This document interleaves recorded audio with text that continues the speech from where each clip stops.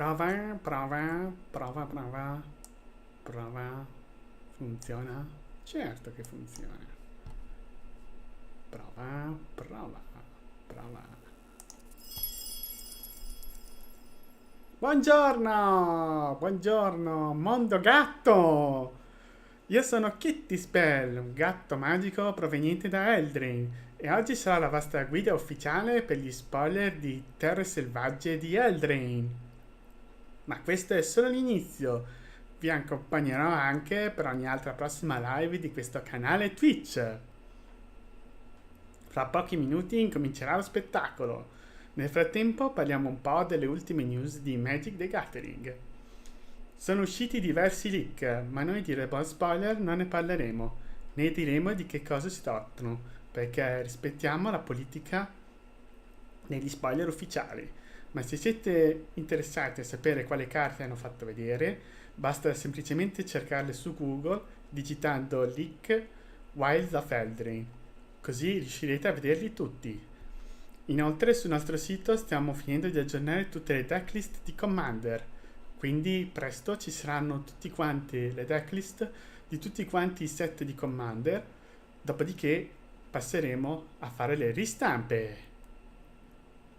Come già annunciato dalla Wizard, oggi il nostro set avrà un solo Planeswalker che si chiama Ashok. Per i futuri set hanno già annunciato che ci sarà un solo Planeswalker per ogni espansione. Quindi, che dire, noi ci accontenteremo di un solo Planeswalker, che purtroppo non sarà Occo, ma è Ashok. Quindi si può dedurre anche che potrebbe essere mm, potrebbe essere creatura. Certo, certo, potrebbe essere creatura. Quindi non ci resta che vedere e aspettare. Nel frattempo vediamo se è già iniziata la live. Mm, vediamo, sì.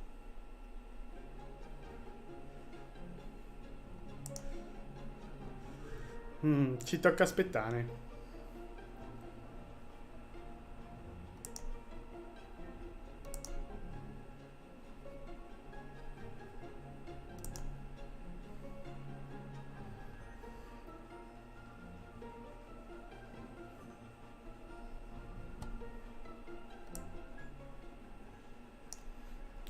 Ci tocca aspettare. Nel frattempo vi facciamo vedere a che punto siamo col Commander. Siamo esattamente a Commander 2017. In Commander 2017 c'era il Commander Draghi, c'era il mazzo preferito da me che è quello dei gatti, Magia Arcana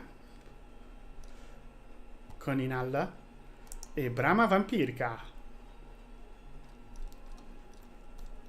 Ma se vogliamo vedere il visual completo, vediamo che ci sono tante spell importanti, sia per i mazzi di adesso che quelli vecchi. Ci sono spell molto comuni come ritornare polvere,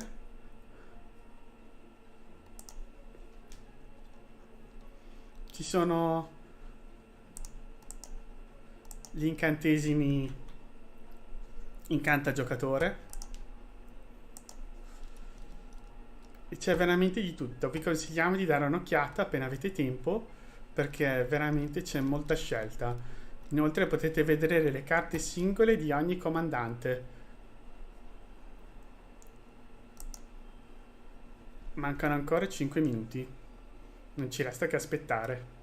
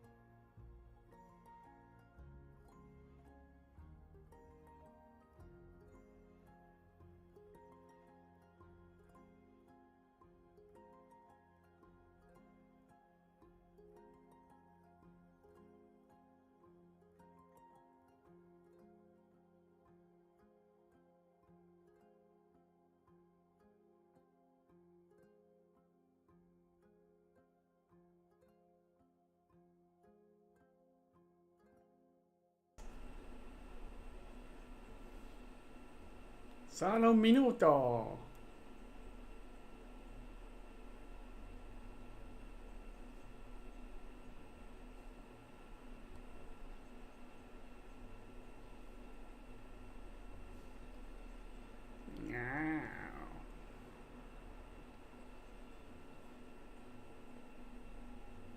Speriamo ci siano tanti topi.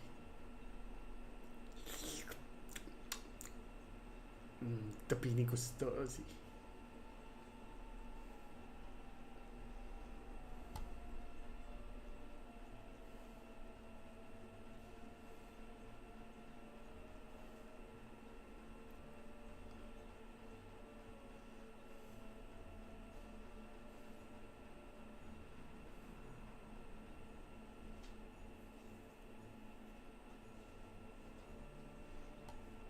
Ci siamo!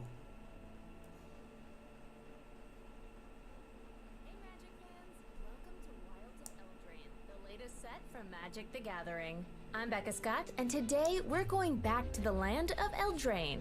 Chock full of fairy tales and stories come to life. But in the wilds of Eldraine, these familiar stories come with a magic twist. So where were we? The Phyrexians invaded the multiverse. It did not go well for anybody. If this were a fairy tale, it'd be one of those old ones that gets very dark very quickly. The people and creatures of Eldraine have survived, and Eldraine is back to the land we all know and love. Well, mostly. Eldraine was saved due to the return of Talion, the kindly lord. Talion made a desperate bargain with the three witch sisters, giving them each a powerful magical artifact. Each of the witches has taken their enchanted items to a different part of the world. Hilda of the Icy Crown has retreated into a wintry kingdom to be alone. Although she isn't as alone as she thinks. Agatha of the Vile Cauldron uses her gift to consume the essence of anyone unlucky enough to end up in her pot. And Ariette of the Charmed Apple wants to build herself a court of loyal subjects. While her apple grants her the love of any who take a bite, Ariette hungers for more. And so, she has helped unleash a new horror on the people of Eldraine. Together, Talion and the three witches were able to enchant the Phyrexians into a deep sleep. But Talion was unaware that there would be a cost to pay. The sleep has spread across Eldraine. Known as the Wicked Slumber, it overtakes villages, hamlets, even entire castles. Who knows what the sleepers will do while their conscious minds aren't in control? Talion struggles to confront the spreading slumber and seeks out the help of Eldraine's heroes. Kellen, a young farm boy with fairy blood and a mysterious family tree, is recruited by Talion to learn more about the Wicked Slumber. Time will tell if he is up to the task. Will and Rowan Kenrith are siblings who used to share a planeswalker spark. Where one went, the other had to follow. Now, for the first time, they are divided. Will seeks to put down his sword of ice and unite Eldraine through diplomacy. Rowan won't step foot in a negotiation and prefers the direct fairy tale approach, finding some sort of enchanted item that will magically reunite the kingdom. She might be onto something. Niente male. Ashiok may not have created the Wicked Slumber, but they are happy to spread it further, all while bending Rowan to their will. Eldraine is full of familiar stories, but in true Magic fashion, each has been given an unexpected twist. This set's two-color pairings illustrate the fairy tale archetypes that we all know and love, and you'll discover characters you're sure to recognize. A red-hooded traveler on her way to Grandma's with a basket of snacks and a crossbow. An adventurous young man who likes to climb beanstalks. I wonder what he found up there. And someone who's coming to the party whether she's invited or not. Eldraine is a land where these beloved stories play out over and over. Evil queens clash with brave knights, curses trouble the unvirtuous, and children lost in the woods find themselves on a magical journey. Some of these connect to the main story, others are whimsical adventures that play out in the background, but all of them will feel fun and familiar, and all these pieces provide the opportunity for you to put your own unique twist on them. For instance, Mother Goose is a sweet old lady who tells you bedtime stories. Goose Mother, on the other hand... Oh wow, that's terrifying. And what about Hansel and Gretel? In Eldraine, both children weren't able to follow the breadcrumbs back home to their happily ever after. Instead, one of them was eaten, and the other became a badass witch hunter, who obviously had some issues to work out around enchanted candy. These are fairy tales we all know, and in Wilds of Eldraine, you'll get to revisit these familiar stories with a magic twist. You aren't just a creature attacking for 2 damage, you are the Pied Piper leading a horde of 1/1 rats. Who can stand against his horde of rodents? What about a very angry cookie? But this is no ordinary cookie. Every character has a role to play, and in Wilds of Eldraine, you'll find roles to play. This new mechanic attaches an enchantment to a creature, a role, affecting their attributes and adding a fun wrinkle to the story. A once noble knight is transformed into a monster knight, giving him +1/+1 and trample. An evil witch charms a member of the court and schemes her way into becoming a royal witch, granting her +1/+1 and ward 1. I guess that makes her your royal wickedness. Ooh, I like the way that sounds. And sometimes it's a role you want removed. Can anyone lift this curse off of Skybeast Tracker? I need to do something about this goose mother. Don't let it go to your head, goose. Bargain is another new mechanic introduced in this set. Just like Jack traded the family cow for some magic beans, you'll be able to hawk, barter, and swap your way to victory. Bargain lets you sacrifice an artifact, enchantment, or token when you cast the spell. Once you've given something up, you receive something in return. Sacrifice a token when you cast Torch the Tower, increasing your damage to 3, and you get to scry 1. Sounds like a deal. Nothing is more crucial to Eldraine than a sense of adventure, and so the adventure mechanic makes a return. This ability allows you to cast either the creature card, in this case Besotted Knight, or choose to send your creatures on an adventure. If you choose to activate Betroth the Beast, you get to create a Royal Roll token, giving your target +1/+1 and ward 1. Your adventure is then sent into exile but can later return as its creature card to complete the quest. Perfect, another successful adventure. And in this set, look for 2-color adventures. Oh yeah, of course that dragon makes treasure. Sagas are also back. What better mechanic to use in Eldraine than one that allows you to tell a story? This saga features the 3 blind mice. Topini! Oh great, now that song is stuck in my head. This set also has a commander deck centered around roles, Virtue and Valor. A green-white deck, it enables you to step seamlessly into any role. And if you'd like to join the court of Talion the Kindly Lord yourself, we have Fey Dominion, a commander deck focused on allowing you to finally play as the wild and bewitching Fey. Fairy tales are known for their lush illustrations, and Wilds of Eldraine is no exception, with a huge variety of gorgeous treatments and alternate art. Belle. Behold, the enchanting tales. Lentax. These top enchantments are presented here in beautiful storybook style. You've played them, you've loved them, but you've never seen them like this. They'll be a dream to collect and play, but a nightmare for your opponents. Some of these enchanting tales also have captivating anime borderless versions. I'm sorry, is that a lamb bumblebee? Aw, Kindred Discovery got so romantic. They'll be available in foil, non-foil, and beautiful new confetti foil treatments. Ugh, I love the line work in this one. That is the greatest doubling season I've ever seen. And there are other gems to find with the return of borderless favorites for select cards. Are you tired of borders? We've got you covered. Adventure cards get to have some fun too with their special showcase treatment. What a great way to make the most of this returning mechanic. Yeah, that dragon's got some expensive taste. Treasure, I love it. Wilds of Eldraine will be available for pre-release the weekend of September 1st through 3rd. On Arena, check out the early streamer event on August 31st, then enjoy the set release on September 5th. It will be available everywhere on September 8th. And if you want to read even more of the story, make sure you take a look at the web fiction, which is available right now. And check out these 2 promotional cards that will be available at your local game store, Pyroblast and Ice Out. Keep your eyes peeled for what inspired these promos as we get closer to launch day. And that's a quick little peek at some of what you'll find in the wilds of Eldraine.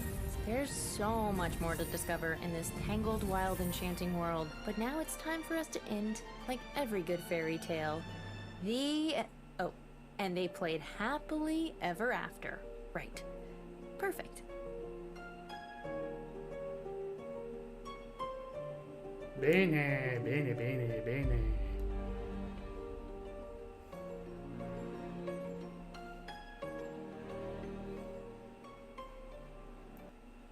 Ottimo. Ora dovrebbe esserci lo show in cui parlano delle carte, così potremo leggerle tranquillamente e potremmo commentarle. Penso che non manchi molto. Però veramente bellissime carte.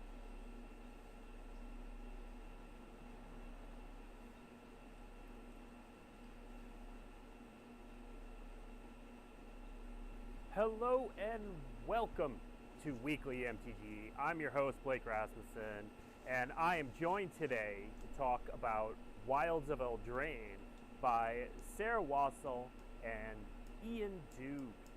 Welcome, you two. Thanks, Blake. Yeah, thanks for having us, Blake. Glad to be here. Yeah, real quick, before we dive into all the previews that we're going to talk about, can you tell the people at home a little bit about what you did on the set? Yeah, sure. I'm an art director. I work in the studio translating the world building visions into art. For the cards, I work kind of more primarily on the special versions of cards with custom frames and different art styles. Which we're going to talk about several of those today. And then Ian, what was your role? I was the design lead of Eldraine, which means that along with my team, we were responsible for sort of the latter half of the design process, so the final card file, game balance, iterating on the gameplay and the mechanics and all that sort of good stuff. Yeah. And Ian is so deep in testing, he's coming to us from an undisclosed location, so we're just using a picture of him today. But he does get to be the sharpest dressed on the stream by default. So we're glad to have both of you, and we're going to spend the next hour talking about Wilds of Eldraine mechanics, about the treatments, the art styles, everything. We're going to have a question and answer session at the end. We have so much to get to. We're just going to get started. We're going to start by talking about the mechanics, and of course, the headline returning mechanic is Adventure, and our first preview card underscores how many adventures there are in the set and some of the fun things you can do with them. So let's see, Belluna Grand Squall. Belluna Grand Squall, creatore leggendario, gigante nobile. Sigtril, 2, 3, 4, 5 mana. 1007 carte, poi metti tutte le carte che hanno un'avventura in mano. Travolgere. Le magie permanenti che lanci costano. Le magie permanenti che lanci che hanno un'avventura, il costo dell'avventura costa 1 in meno. The design of this mythic. Yeah, so from very early on, thinking about what we wanted to bring back from the original Throne of Eldraine, we knew that adventures was a really fun mechanic, a really popular mechanic as well, so we wanted to see adventures coming back here in Wilds of Eldraine. And one of the didn't get this time around, have a legendary creature, that example here, for to play with a lot of adventure cards in their decks. So we brought in Belluna Grandswell to kind of be that character that is kind of the headliner for folks that like to play with a lot of adventures. Adventures in the original Throne of Eldraine were sort of centered in the teamer colors, green, blue, and red. And that's also the case in Wilds of Eldraine. They appear in all colors in Wilds of Eldraine, but they're a little bit more centralized in green, blue, and red, kind of rep that of the set. And of course, if you putting lots in your deck, Belluna can help you find them and then also help you cast them. Yep. And then, Sarah, this is also the return of the adventure frame, and there's a different art style, there's a different frame. Can you talk a little bit about the development of that and the feel that goes into it? Yeah, sure. The Eldraine having being all about fairy tales, that gives us not just, literally thousands of years of stories embedded in human culture, but art styles that go back a really long way too. So the storybook frame is meant to kind of feel more like an illustrated um, fairy tale poem, like a book. So the images in these frames are a little bit flatter. They're a little bit more. They look like they were kind of hand drawn, maybe hand penciled with the color, not as bright, not as kind of digital feeling. So you can see that the difference in the two pieces here. The regular frame card is really has that really bright white in it, and Balloon is looking a little more kind of like still in the right image. All right. To emphasize that point a little bit more, let's look at. So this is a card. This next card is a card we saw in the debut, but we're going to be seeing a lot from Kellen going forward. So we wanted to visit this. This is Kellen the Fey Blooded. I'll read it again. We showed it in the debut, but it's a cool card. Kellan the Fair Blooded, creatura leggendaria fatta umano. Bringing Bone, uno bianco, stregoneria, avventura. Passa in assegno il tuo grimorio per una carta aura o incantesimo. Rivelala e mettila in mano, poi rimescola. È un 2-2 con doppio attacco. Le altre creature che controlli prendono +1/+0 per ogni altra aura o equipaggiamento attaccate a Kellan. How do you all balance having multiple different versions, creating different art feels on these? Yeah, sure. Well, from these three, it's easy to see one of the ways we do it is by cropping the art differently and presenting it differently. So in the borderless version, we get way up close and personal with Kellen, and we can see them much better since we're just seeing kind of from the waist up. And then in the middle version, this is a really kind of extreme example of the pencil sketch feel. Omar Ryan works in pencils and in pretty intricate textures when he draws. Getting his black and white sketches in is one of the greatest gifts of my job, honestly. They're remarkable from the beginning. They're not rough, they're just so detailed and beautiful. So I think you could see in the three of these how different they each feel from each other. So what we're trying to do is give the players everything is exciting. And Ian, this is also one of the twists on adventure this time around is having the adventure portion and the creature portion be different colors. Can you talk a little bit about that development? Yeah, absolutely. So, like I said earlier, we knew we wanted to bring back adventure. We knew it was something that players would expect to see when we return to the world of Eldraine, but we wanted to put a little twist on it this one. So, we've done some of the adventures in the set, not all of is they're what we call internally off-color adventures, which means that the adventure spell, the instant or sorcery portion, uses a different color of mana than the creature itself. So here, Kellen has a white adventure, but is a red creature himself. And now, for Kellen specifically, Ian, how this is our first time meeting this character. It's a character we've already said we're going to follow. How important was it to get the mechanics on this character correct? Oh, it was really important. We knew that Kellen would be an important part of the storyline from pretty early on, so we knew we wanted to have a Kellen card in the set. And my team worked very closely with our creative and art folks to make sure that we were representing the character well. Here, one of the powers that Kellen has is he can create magical weapons out of magical energy here. So we've kind of represented that by being able to search up an aura or equip and equip him or enchant him easily. And obviously being enchanted with the right side box here and benefits himself and your other creatures for doing so. All right. Let's move on to our next mechanic, and we're going to use a little bridge because our next card, Conceited Witch, has both adventure and creates a role token. So Conceited Witch is 2 and a creatura prezzo della bellezza, nero, stregoneria, avventura. Creiamo un ruolo wicked attaccato a una creatura che controlliamo. È una creatura 2 nero, minaccia 2-3. there's 6 different types of rolls set. Wicked is one of them here. Each would be different, and each cause you to create a roll will tell you which roll to create and how to put it onto a creature. Each player can only have 1 roll per creature, and if you try to put a second roll on that same creature, then the new one will replace the old one. The old one will go to the graveyard. Mm-hmm.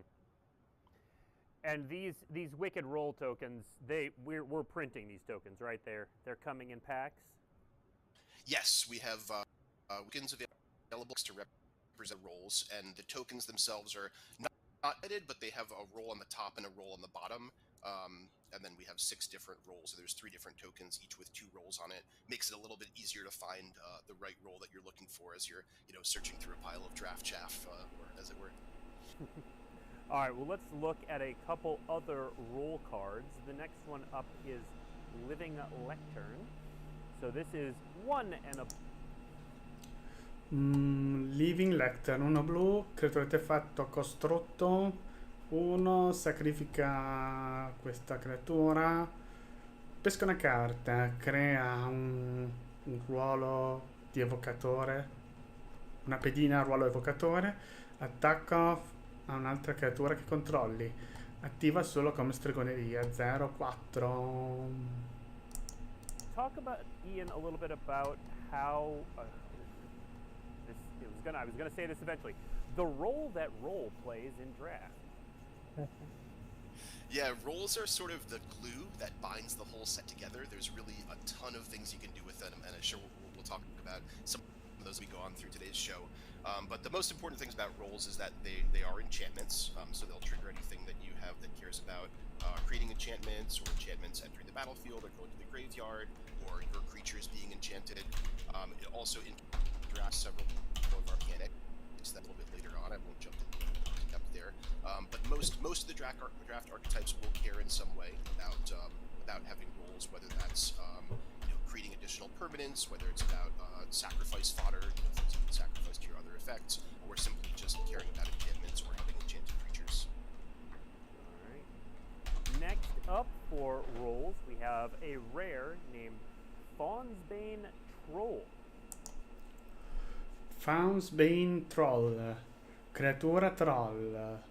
Quando entra nel campo di battaglia crea una pedina ruolo mostro attaccato a questa creatura. 1, sacrifica un'aura attaccata a Faunsbane Troll. Faunsbane Troll combatte una creatura bersaglio che non controlli. Se questa creatura sta per morire in questo turno, esiliela invece. Attivate solo come stregoneria. So it comes in as 5/5 stats because it gets to enchant itself with the monster roll. So 5/5 trample already off the bat, and then you get one free fight out of it from the initial roll that it creates. And then if you have additional ways to put other rolls or other auras onto the troll, then you can kind of keep mowing down your opponent's creatures with it. All right. We are next going to move into Bargain, the mechanic that sacrifices a lot of these auras. So we're going to look at Rowan's Grim Search. Also happens to be a story spotlight. Rowan, cacciatore oscuro, oscura ricerca di Rowan, istantaneo, bargain, puoi sacrificare un artefatto, incantesimo o pedina quando lanci questa magia. Se questa magia è stata bargain, guarda le prime 4 carte del tuo grimorio, poi mettine 2 in fondo al tuo grimorio in qualsiasi ordine e il resto nel tuo cimitero. Peschi 2 carte e perdi 2 vite. Throughout the set, I mentioned earlier that rolls work well with some of other mechanics in the set.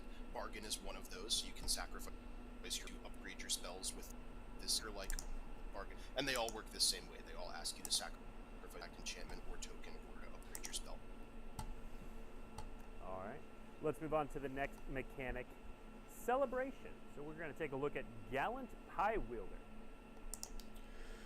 Gallant Pie Wielder, il creatore. 2 white, creatura cavaliere nano. Attacco improvviso, celebrazione. Questa creatura ha doppio attacco finché 2 o più permanenti non terra sono entrati nel campo di battaglia sotto il tuo controllo in questo turno. 2, 3. Turn, and that's another mechanic that works really well with roll, but also works well in general with just playing out lots of small creatures, equipment, other ways of getting permanents out of the battlefield, and the red-white in Wilds of Eldraine is aggressive playing field type of archetype, so it fits in perfectly with what Celebration's doing. All right. And speaking of the red-white archetype, we touched on it in the debut, but let's go a little deeper on the draft archetype. So if we can put the draft uncommon, these are the signpost uncommons. Molte carte. Draft. It's typical for a set to have these multicolored cards in these types of multicolored cards in the uncommon slot that give you a direction. Proviamo a tradurle. Share of Numbering Depths, 2 bianco-blu, creatura leggendaria, mago, tritone. Quando questa creatura entra nel campo di battaglia, tappa una creatura bersaglio controllata da un avversario e mettegli un segnalino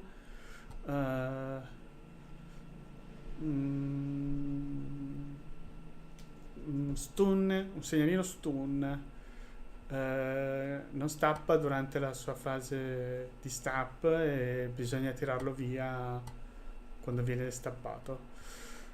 Quando tappi uno o più creature stappate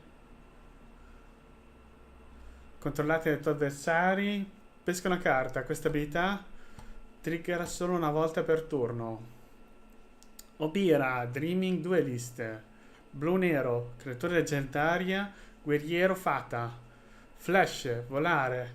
Quando un'altra fatina entra nel campo di battaglia sotto il tuo controllo, ogni avversario perde un punto vita. 2-2. Totem Tanks, Swarm Piper, 1 nero rosso. Creatore leggendario, Human Warlock Bard. Quando questa creatura o un'altra creatura non pedina che controlliamo muore, creiamo un ratto 1-1 nero. Con questa creatura non può bloccare. 1 nero, 2 punti. Un ratto attaccante bersaglio che controlli, attacco letale fino alla fine del turno. Ruby, Daring Tracker, rosso-verde, creatura leggendaria, scout umano. Rapidità. Quando Ruby attacca, se controlli una creatura con forza 4 o superiore, Ruby prende +2/+2 fino alla fine del turno. Tappi e aggiungi rosso-verde. Ser Armont, The Redeemer, 3 verde-bianco, creatura leggendaria, cavaliere umano. Quando questa creatura entra nel campo di battaglia, crea una pedina ruolo mostro. Attaccato tu un'altra creatura bersaglio che controlli. Le creature incantate che controlli prendono +1/+1. Purtroppo adesso vanno avanti. You were keen-eyed in the debut, you might have caught this reprint's name on a piece of art, but Glass Casket is coming back. Wow. Glass Casket, 1 bianco, artefatto. Quando entra in campo di battaglia esili una creatura bersaglio controllata da un avversario con valore di mana 3 o meno finché non lascia il campo di battaglia. It was sort of the Sleeping Princess analog, and here they're using the Glass Casket to do some magic around the realm of dreams. So repurposing that reprint. Happy to see it back. Saw a good amount of play back in the day. All right, let's move on to the promos and start talking about the promos that you can get with Wilds of Eldraine. We're going to start with the Buy a Box, which is an exciting new Wrath variant called Expel the Interlopers. Expel the Interloper, 3 bianco-bianco, stregoneria. Scegli un numero tra 0 e 10. Distruggi tutte le creature con forza superiore o uguale al numero scelto.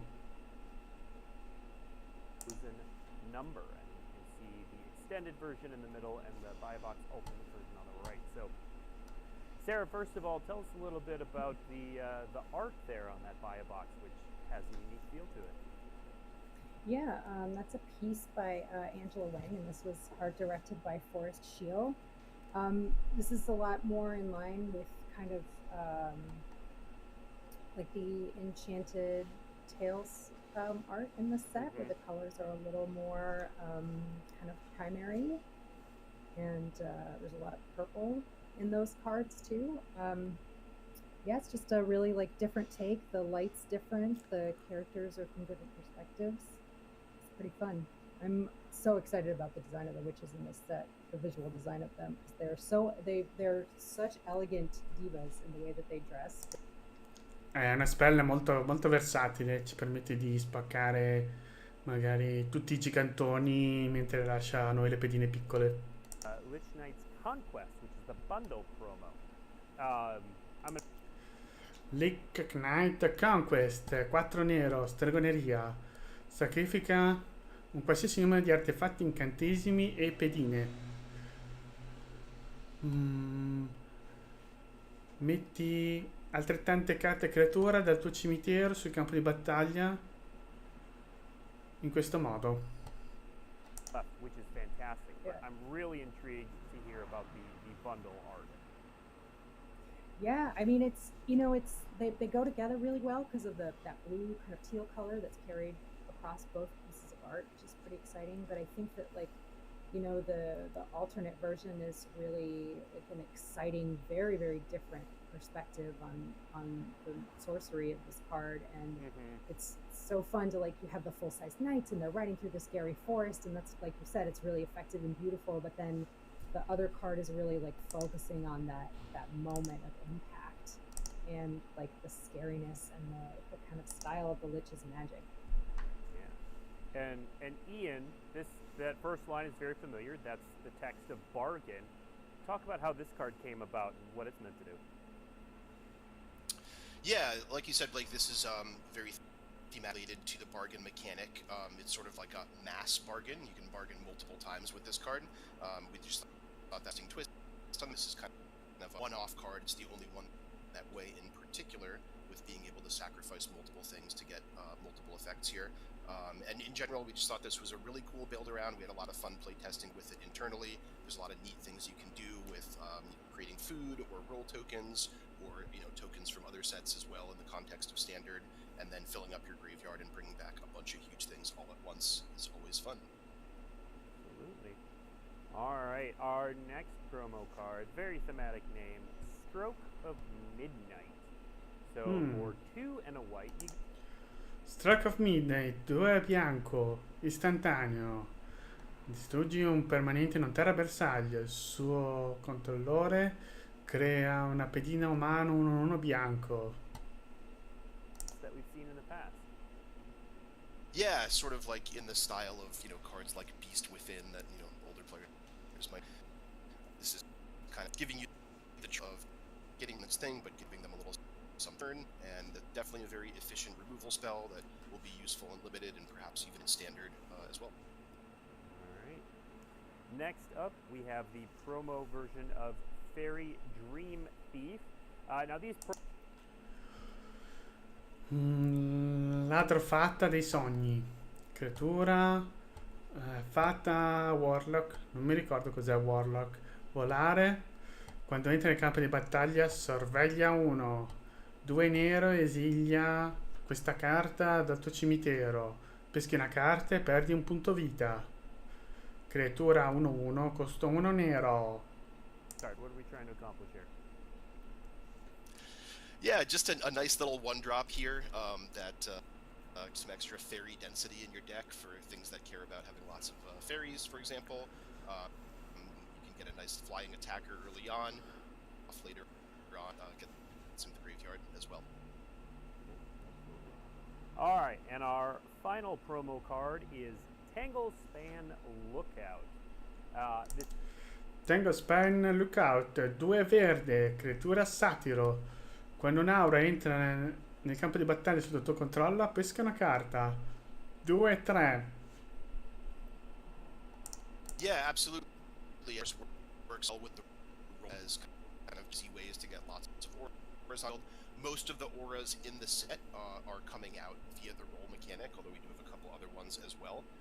So this is definitely a great card to look out for, especially when you're playing white-green and you have lots of rolls in your deck and care about enchanted creatures. Yeah. And yeah, we recognize that Ian's audio is cutting out quite a bit here and there, sort of randomly. So if anyone missed the top of that, he was pointing out how well this goes together with the roll tokens. And the roll tokens trigger this, which is pretty spicy. All right.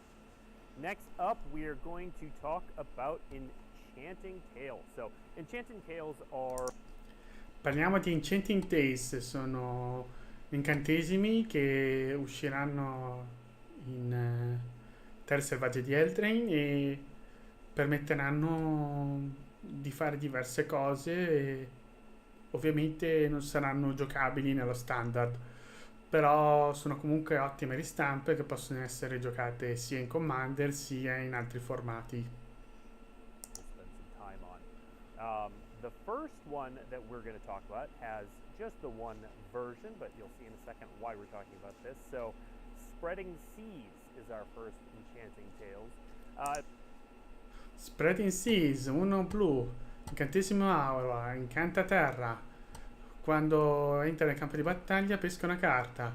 La terra incantata è un'isola.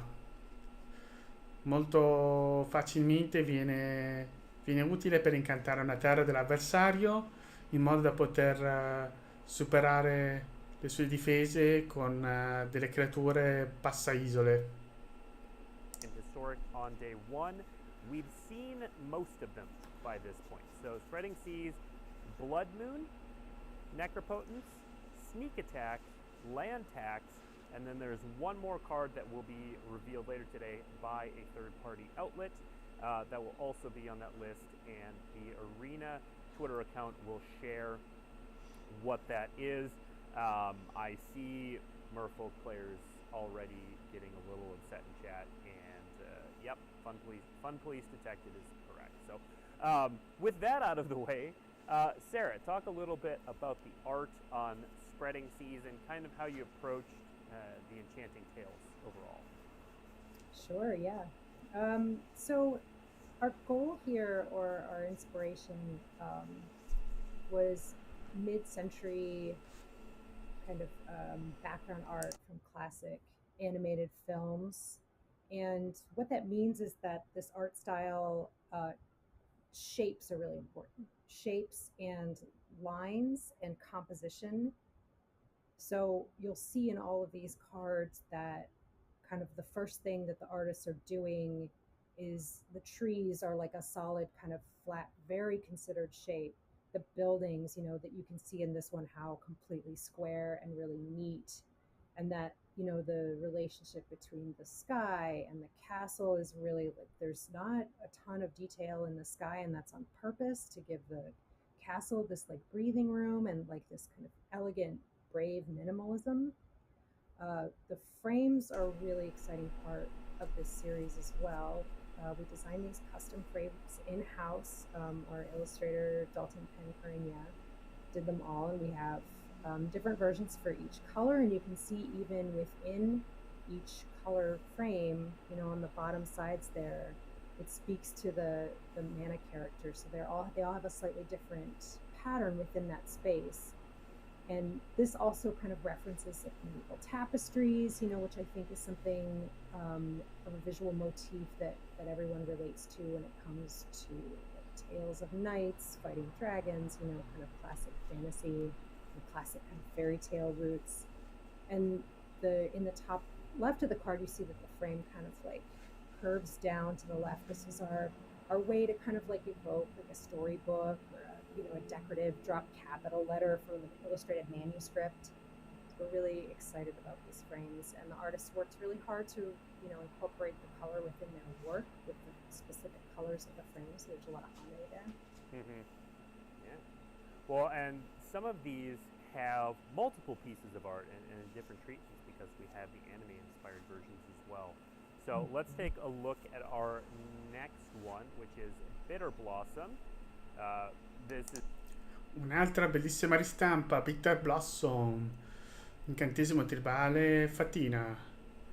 All'inizio del tuo mantenimento perdi un punto vita e crei una fatina, farà appunto uno nero via... no, uno nera, uno nera con volare. Molto giocata in Commander. Went to print after that change, so this will probably be the last place that you see tribal used on a card. But Bitter Blossom, really powerful card. I still remember my first Lorwyn draft being opening one of these and being past one as well, and then immediately winning the draft very easily. But I want to talk about the art first, Sarah, because these have two very distinct styles, yet they're both Bitter Blossom, and they're both very cool. Mm-hmm. Yeah, so we work with a Japanese art agency called Kobudo that helps us with the commissioning the anime art, because they've been around for 100 years. They're specialists in working with the best anime style artists in Japan. And I think that with the two of these together, you can really especially kind of see how aggressive the style of the Enchanted Tales art is, right? If you look at the fairy's little tiny feet, I mean, we know those are feet, we can see those are legs, but almost those shapes are so strange. They're almost like abstract shapes of feet. Of course, the artist Serena Malian did an amazing job of like tucking that little fairy inside that flower. And then, you know, the anime version like has so much expressiveness, that little line of drool coming down from their face, like their little touse of hair, and the beautiful kind of still like enchanted sleep dripping off the edges of the flower petals. Yeah, it's pretty exciting to have both of these as an option. And let's look at our third one. We'll talk about the art for that, and then we'll go back to Ian to talk about the role of these in draft. But this is a card near and dear to my heart. That pun is intended. Let's see, Defense of the Heart. 3 in a green. Ottimo, ottimo. Difesa del focolare 3 verde, incantesimo. All'inizio del nostro mantenimento, se un avversario controlla 3 o più creature, sacrifichiamo difesa del focolare. Passiamo in rassegna il nostro grimorio per cercare fino a 2 creature. Mettere su queste 2 creature sul campo di battaglia, poi rimescolare. Costo 3, una foresta. Carta mitica. Little rows in between them. And then, you know, such a strong contrast to Olena's Richards version on the left, which again is like really flat and two-dimensional, really decorative in its composition. It's way less about feeling like an actual scene that something is about to happen. Yeah, and for those asking in chat, no, this one is not banned in Arena. The 6 cards, the 5 of which I named earlier, and there will be another one revealed on a third-party outlet, are the 6 that are banned. Defense of the Heart. Play with it in the historic to your heart's content. Now, Ian, so one of these shows up in every draft pack, which, not one of these Defense of the Heart, but one of the Enchanting Tales. Talk about the texture that adds to the environment. Yeah, it adds a lot of fun in just in making each draft different from the one before it. These serve a lot of rules in the set. For one, they're all enchantments, which plays in really well with themes in the set, including all the things that care about like roles and auras and enchanted creatures and enchantments and things along those lines. So they play into those themes as well. But because these are sort of iconic fan favorite cards from all throughout Magic's history, they're all very from one another. Them are very roundy as well. So you can have, you know, you open an exciting card from this bonus sheet and get a really cool, I don't know, rare or mythic rare enchantment from Magic's past. That's a really fun thing to build around. It can take your draft in a different direction. All right.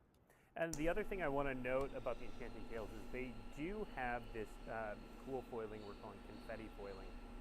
I believe we have a video. You might have seen this in the debut as well.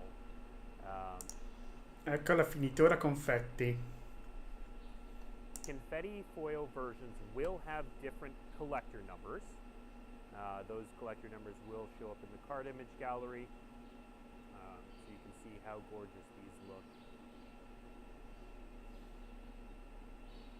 And that shimmer they have to go along with it.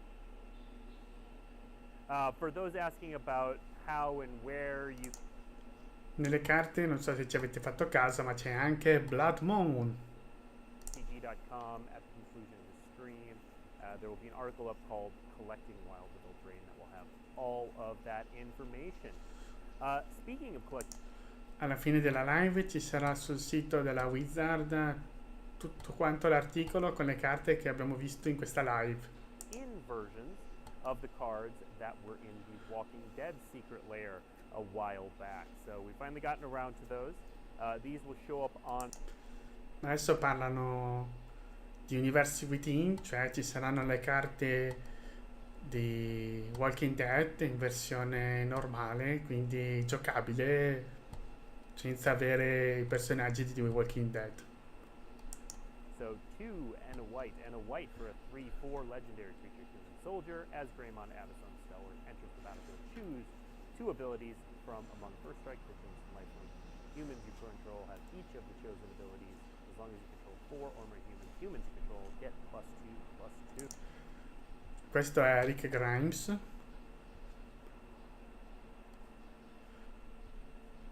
Questa, questa è la pala preferita da Giza. Artefatto leggendario, equipaggiamento. La creatura equipaggiata prende +2/+0 e minacciare. Quando attacca creiamo zombie. 3, a black and a green. When your hostile scavenger enters the battlefield, create 2 walker tokens. As long as Interior is equipped, it must be blocked if able. When Interior and at least 2 zombies attack, Interior gains indestructible until end of turn, and it's a 3/3.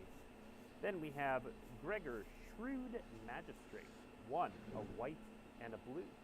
Legendary creature, human advisor, 1/3 with Sculpt.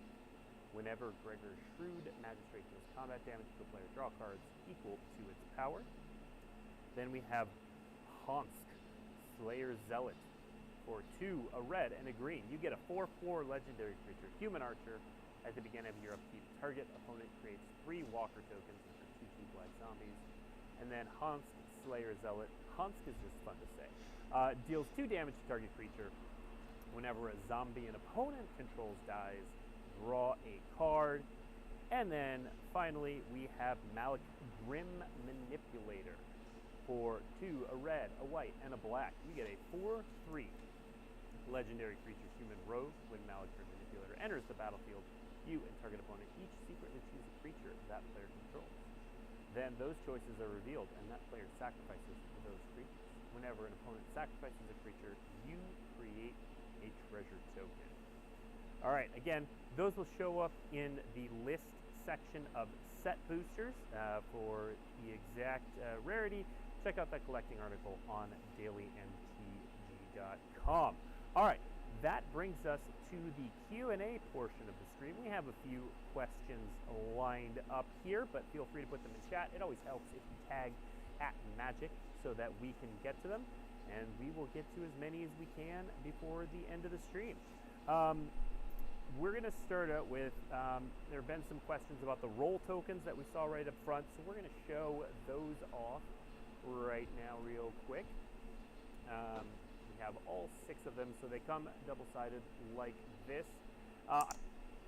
Quindi questi sono i segnalini.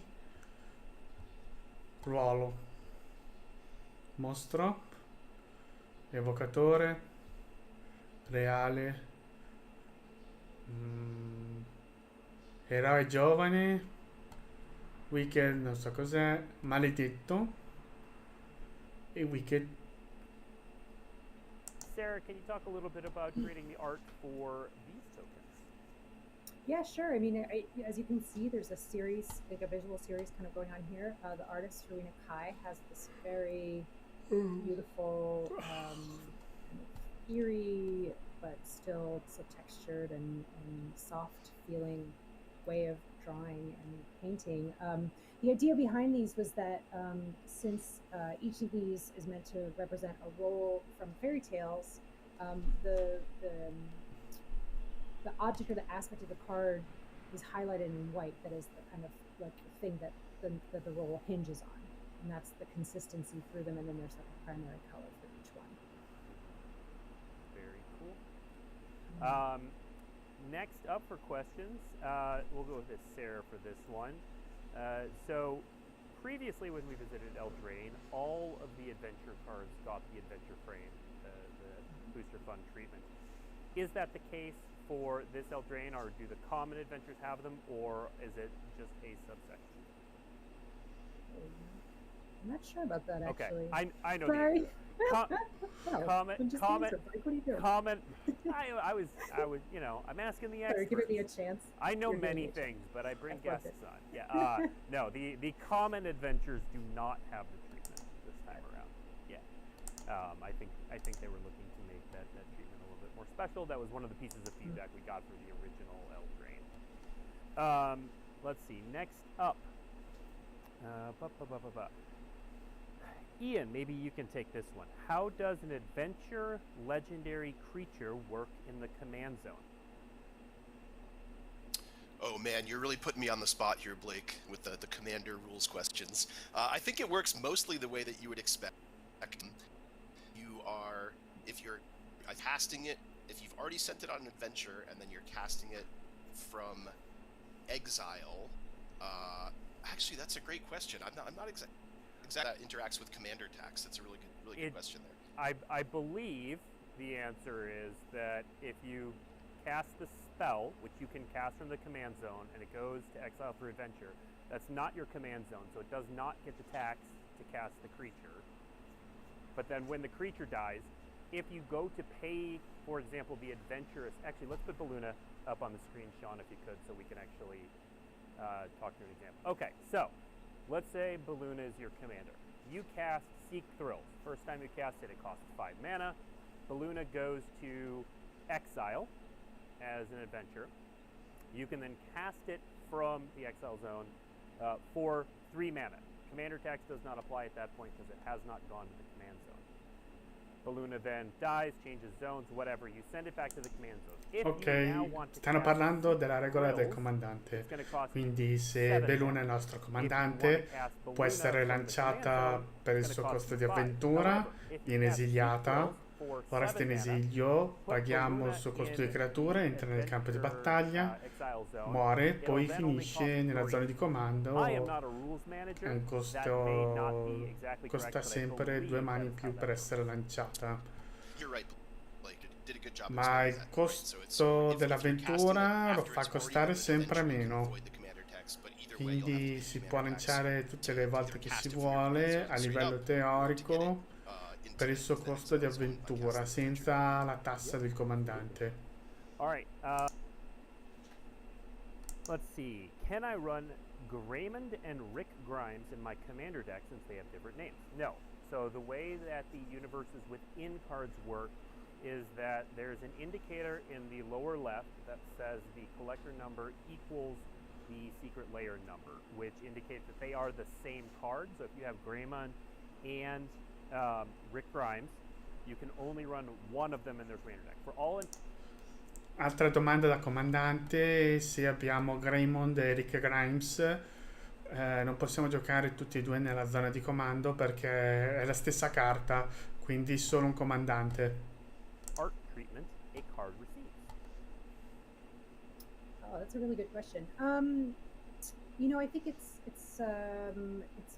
based on rarities. Cards have something to do with it, and story highlights have something to do with it. It kind of just depends set to set. What we're feeling like has the most resonance within the world. This Enchanted Tales, because it has such strong roots in like fairy tale and storytelling. We went really wild with it doing that whole bonus sheet. So it really just kind of it's part of the development of each set of like how much resonance there is. Ciao Miki92, benvenuto!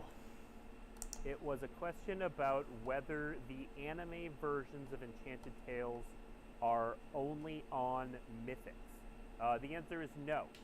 They are mostly on the Mythics, but there are some rares that have anime and confetti foil versions. I will say that all anime versions have a confetti foil version as well. There are Let me get the count here real quick. 20 cards that get the anime and confetti foil treatment. That one's in. Quindi 20 carte avranno il trattamento confetti.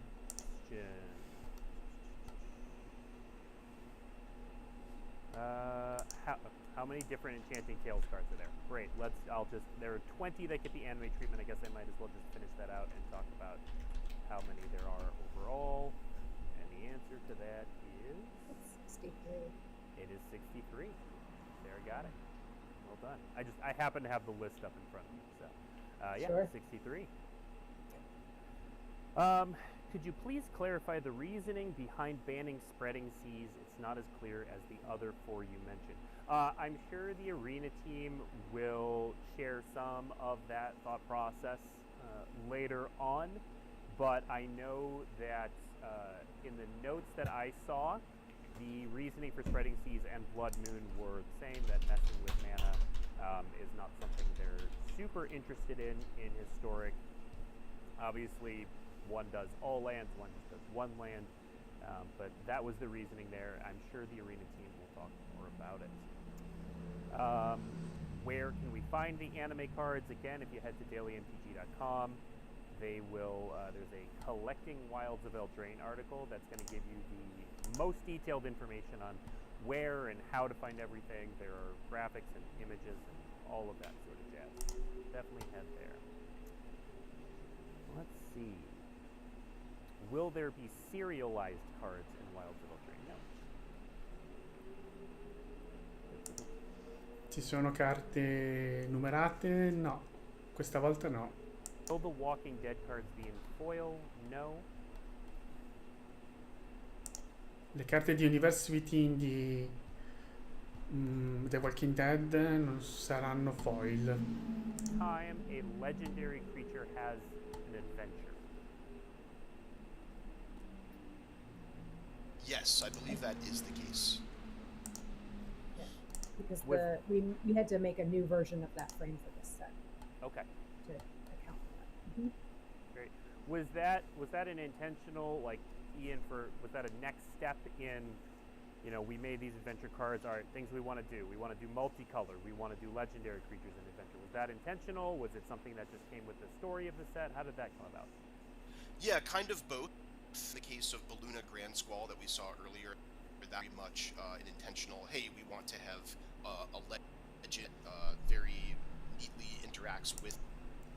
Qua vediamo probabilmente l'unico comandante che si potrà usare con l'avventura. No, anche Kellan si può usare con avventura nella zona di comando come comandante.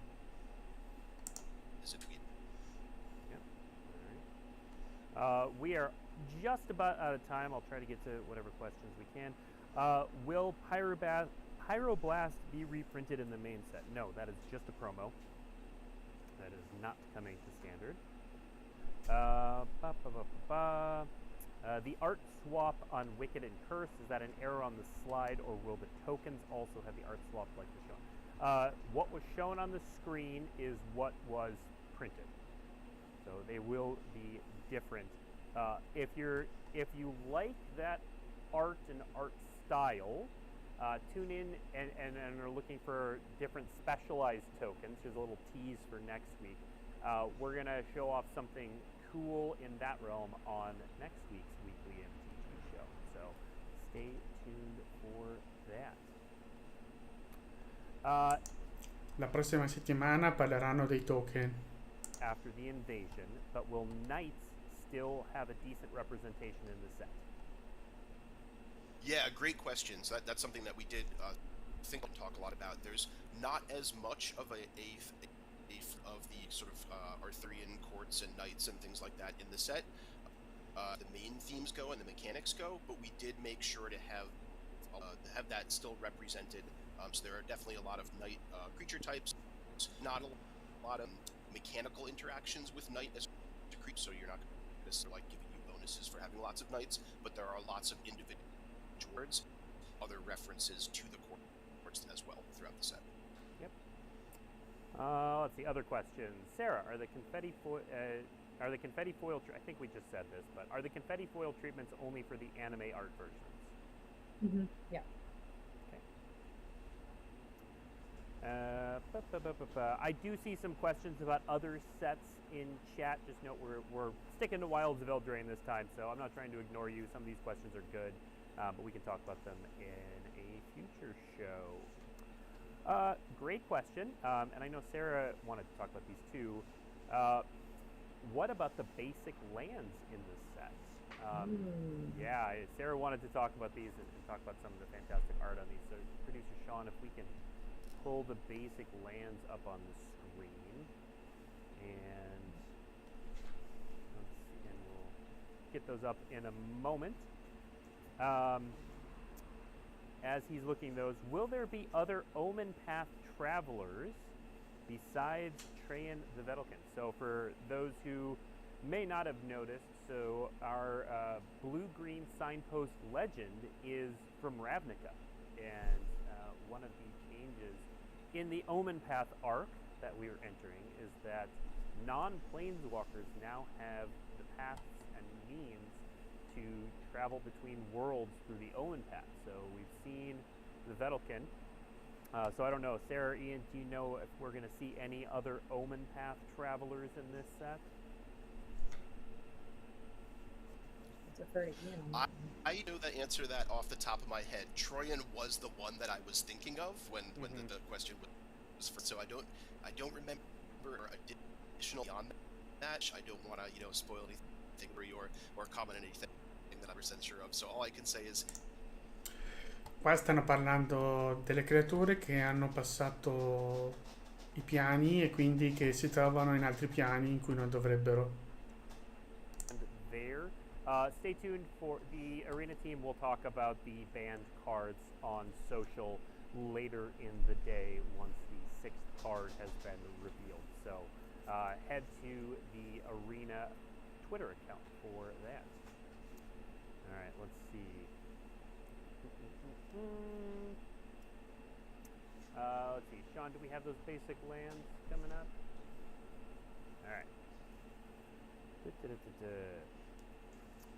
So, okay, Ian, this is a question for you. I saw it a couple different ways in the format. So, the last time we were at Eldraine, there was a heavy monocolored theme. So, we saw a lot of cards with 3 colored mana symbols. In this one, it looks like we're focusing on color pairs to tell each of the stories. Was that an intentional shift? Was there any consideration to the monocolored theme this time around? Yeah, great question. Also something we talked about a lot internally as well. Kind of touches on the earlier question about the courts and knights as well. We knew that this time with returning to the second time around, we wanted more of an emphasis on the fairy tale stories rather than Arthurian knights and court. That put more of an emphasis on the fairy tale aspect of the world here. That being said, there are, as I mentioned earlier, some references. Qui si parla delle favole che nella prima Eldraine sono state stampate in monocolore, mentre questa volta sono state stampate bicolore, a differenza della prima Eldraine. Basic lands to talk about, so we're going to throw those up on stream, and then Sarah can just go to town. Yeah, thanks, producer Sean. So these are really special. They're all created by the same artist team, Hari and Deepti, who are based out of Mumbai. And hear me now, believe me later, but these are only made out of paper. They build boxes, essentially, and they layer paper, like shadow box style. And then they light it very, very, very carefully. And then they photograph it, and that's how they get these images. It's really hard to believe. The more you zoom in, it gets even harder to believe that that's how they produce these, because they're so intricate and there's so much depth to them. They're just absolutely magical in the process that the two of them work in, and how they make these. And they were so great to work with. They'd never done anything for Magic before, so of course working in kind of these monocolors and like hitting our basic land colors was a little bit of a challenge for them, but they rose to it really well. And just to get all those like tiny little ladders in the tangle span of the mountain and the roots of the trees in the swamp, and the even the feeling of the mist in the plains piece. They just really, I find them endlessly fascinating that that's the method, because I think it's impossible. It's kind of impossible to believe looking at them that they're actually made from physical, just layers and layers of paper. I like everyone else was kind of blown away by these when I first saw them, but I just assumed that they were paintings, that someone just did them, in their normal art style. But yeah, them being shadow boxing is incredible. Yeah, and they make the paper themselves too. Every part of it. It's not just that they have it laying around. Yeah, that's incredible. All right. Next up, so Ian, we have some questions about the rules around roll tokens. Now, again, if you head to dailympg.com, there will be a mechanics article that dives into the rules, but let's chat about them a little bit. So, first of all, you can only have one roll on a given creature. How does that work, Ian, for rolls that you control versus your opponent controls? For example, can you have two rolls on a creature if two different players control them? Short answer is yes. The way I let it up is you can have one roll per player per creature. Okay. So the same creature can have high rolls and rolls as well. Gotcha. So if you curse an opponent's creature, they can then turn it into a sorcerer as well, and you can have a cursed sorcerer, and fun times are had by all. Let's see, next question. Are we going to have battles in this set? No, they're not in this set. That one is an easier one. Let's see. I think we've answered a number of these questions. So I'm seeing a bunch of questions about serialized cards, that sort of thing. And we have discussed those, so we're not going to jump back to them. Will the Goose Mother's existence be explained? Yeah, we'll explain it at some point. I love that people have grabbed onto the Goose Mother. It was one of the first pieces of art we showed for Wilds of Eldraine, and people seem to love it. My other favorite is the Sheep Bee. The Sheep Bee. I don't think we've seen that one yet. I can't remember which card it's in that you were talking about, but it's also a little, in one of the anime cards you can see them. It's a nice little bumblebee that looks like a sheep. Yeah, that's right. There is a little sheepy. Now, Sarah, you did want, we've had some questions about anime card art. I know you wanted to talk about some of the art for some of the other Enchanting Tales that we revealed in the debut. So, producer Sean, maybe we could throw a couple of those up on the screen for Sarah to, yeah, there we go. Prismatic Omen. Oh yeah, this is a really special one because you can see in the art style is really, really clear and strong in this piece because of the shapes of those trees, right? They're basically just kind of half circles, but it's in the layering of the color on top of those half circles that turns them into trees that are, that our mind can see. And the rainbow, especially, hey, there's our Goose Mother. The artist was really excited to get a chance to draw this. It's such a fun, different take on it. And then grande ristampa da Bliss Season. Yeah, and here's some knights. Aggravated Assault. Incantesimo, 3 rosso, stappa tutte le creature che controlli. Se la tua fase principale c'è un combat aggiuntivo seguito da una fase principale aggiuntiva, attiva solo come stregoneria. Studio oristico, incantesimo, quando un avversario lancia una magia puoi pescare una carta a meno che quel giocatore paghi 1. Maybe on screen, but these are all full art, full vertical art. There's like slight transparency in the text box there. So behind the text box, there's all kind of little treasures that she's collected in her grotto. Related question, will Enchanted Tales and special guests be coming to Arena? So special guests is something we announced for future sets at Gen Con. Different from Enchanting Tales. Enchanting Tales is a bonus sheet. Special guests is a different sort of thing. We'll talk more about special guests as we get closer to the sets that contain those. But for Enchanting Tales specifically, yes, they are coming to Arena. Next up, Ian. Oh, I think this is going to be the last question. We are out of time. Ian, there's only one Planeswalker in this set, which is a first for us in a long time. So it's one Planeswalker versus previous sets, which had usually around 3. Did that affect overall set design in any way? I would say not overall set design as a whole, but it did mean that we put special care into the one Planeswalker card we have in the set, and it is a rather unique one, is what I will leave it at for now. All right. Well, that is our time. I want to first of all thank Sarah and Ian for coming on the stream and talking about Wilds of Eldraine. Wilds of Eldraine previews are running today through next week. We'll have the full card image gallery on the 24th. That's a slight shift from what we talked about earlier with it going up on the 25th. We moved it up to the 24th. So look for the full card image gallery then. If you're looking for more details about anything that we talked about on this stream in the debut, head to dailymtg.com. We'll have a collecting article. There's mechanics. There's all kinds of detailed information there for anyone who wants to run through all of that. Otherwise, look for more previews all throughout the internet. You can look at the Wilds of Eldraine Where to Find article for a list of outlets that will be previewing stuff on certain days. So check that out. Otherwise, I've been Blake Rasmussen, and thank you for joining us. We will see you next week.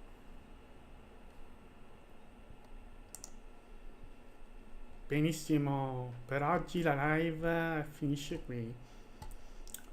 Quindi io vi aspetto domani sera. Perché domani sera? Perché vediamo un po'. Ancora non è uscito l'articolo. Ci vediamo domani sera per parlare delle meccaniche, di tutte le carte spoilerate stasera, e faremo un'altra bellissima live e ci sarà tutto quanto in italiano. Per stasera è tutto. Io vi ringrazio di esservi uniti qua su Eldraine con me per parlare di queste carte nuove di Eldraine, e vi aspetto domani sera per parlare di meccaniche, di tutte le carte nuove, e se avete delle domande cercherò di risponderle direttamente in live. Io vi ringrazio tutti quanti e ci vediamo domani sera. Ciao ciao!